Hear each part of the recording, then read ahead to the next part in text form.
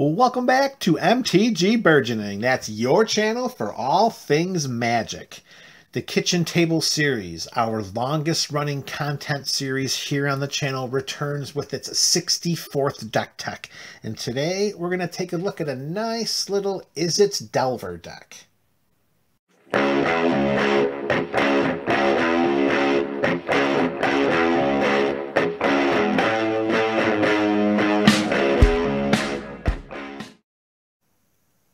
What's up, MTGBC? You know who you are. You are the MTG Burgeoning community. Welcome back to another episode of the Kitchen Table series.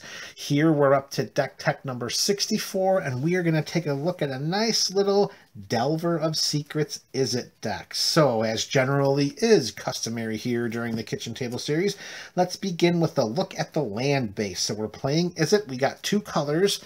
We'll start with 6 basic islands. We'll continue with 6 basic mountains.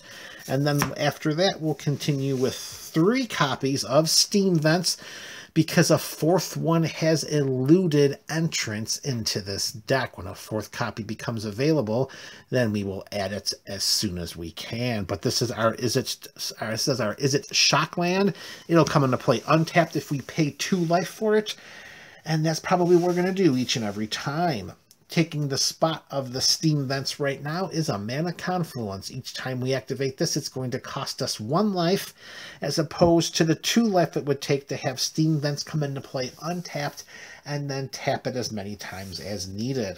And that's 16 lands, and the last 4 is going to be a full play set of our Izzet Scryland, the Temple of Epiphany. Unfortunate that this land comes into play tapped. However, when it does enter the battlefield, we do get to scry once. We get to see if the top card of our library is Delver worthy, or if it is not, we're going to put it on the bottom of our library. Either way, we got 4 copies of it, and they're going in to the land base of this deck. And that's what we have, folks. We've got 20 lands, and that's going to be the land base. We have begun. Now, let's move on to the Delver of Secrets. We have a human wizard. That's a 1/1 for 1 blue mana. And at the beginning of our upkeep, we look at the top card of our library, and we may reveal that card. If an instant or sorcery is revealed this way, we get to transform Delver of Secrets from a 1/1 into a 3/2 flyer. All for the cost of 1 blue mana and a revealed instant or sorcery card. 4 copies of Delver of Secrets, because we can't play with 20. Next up, more creatures to help support this spell-slinging theme. We're going to play with a full play set of Thing in the Ice. It's a 1 and a blue for an 0/4 horror with Defender, and it enters the battlefield with 4 ice counters on it. And whenever we cast an instant or sorcery, we're going to remove an ice counter from it. And if it has no ice counters left, we're going to transform Thing in the Ice into Awoken Horror, which is a 7/8 Kraken Horror.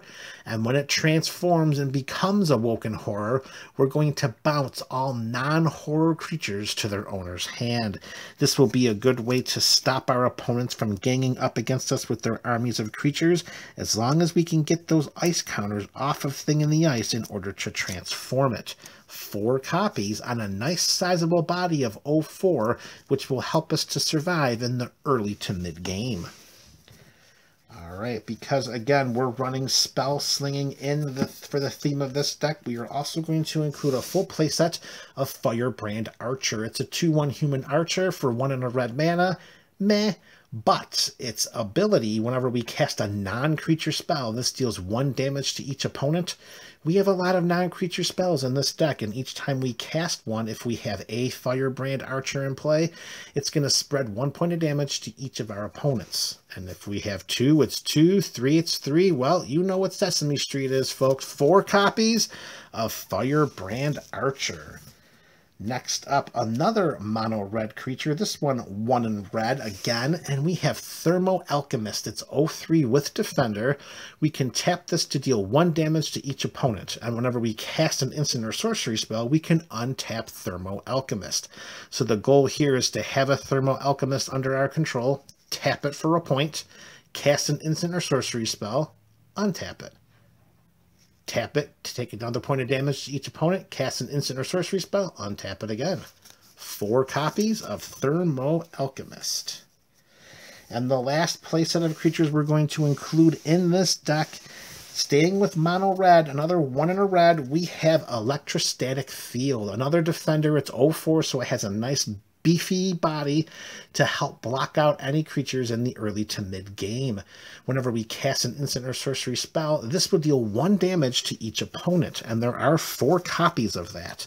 So with Electrostatic Field doing exactly what we want Firebrand Archer to do, as in addition to having Thermo Alchemist tap to deal points of damage to our opponents all the way around, and then we have the defensiveness of Thing in the Ice, and the flying around 3/2 Delver of Secrets that turns into the Insect Horror. Is it Insect Horror? What was it called again?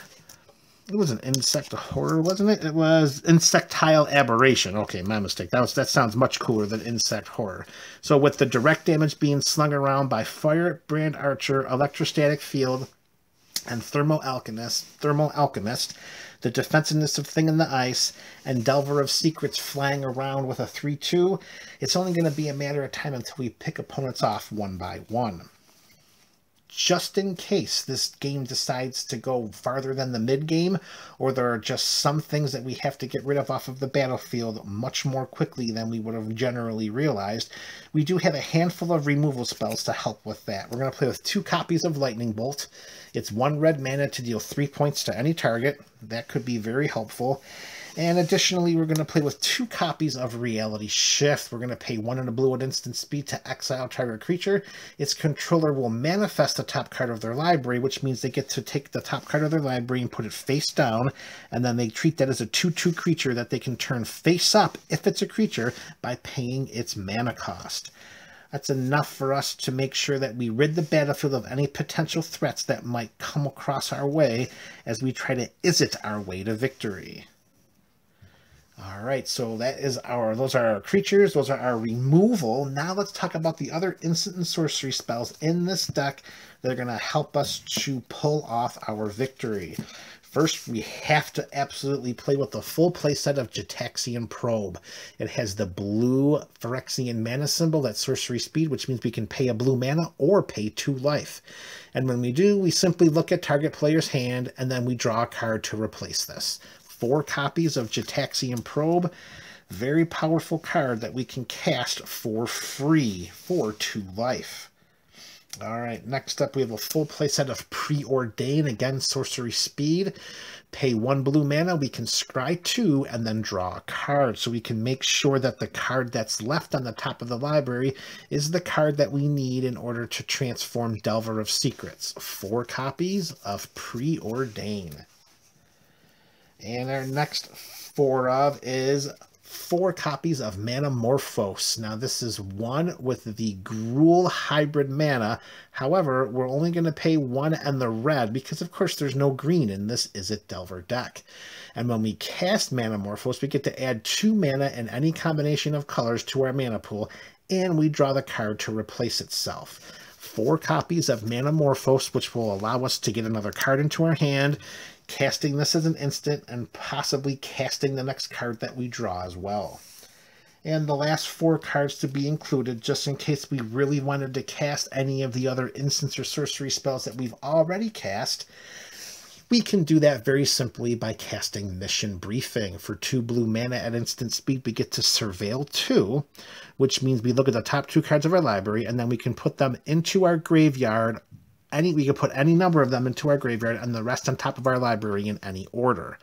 And when we cast Mission Briefing after we Surveil, we may choose an instant or sorcery card in our graveyard, and then we can cast that card this turn. And of course, if that card would be put into our graveyard, then we have to exile it instead.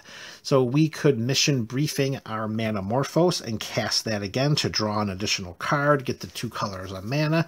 Again, timing restrictions will apply, so we have to make sure that if we use this on our turn, use your Preordain or your Gitaxian Probe, because I do not believe that you'll be able to cast it on your opponent's turn. Timing restrictions apply.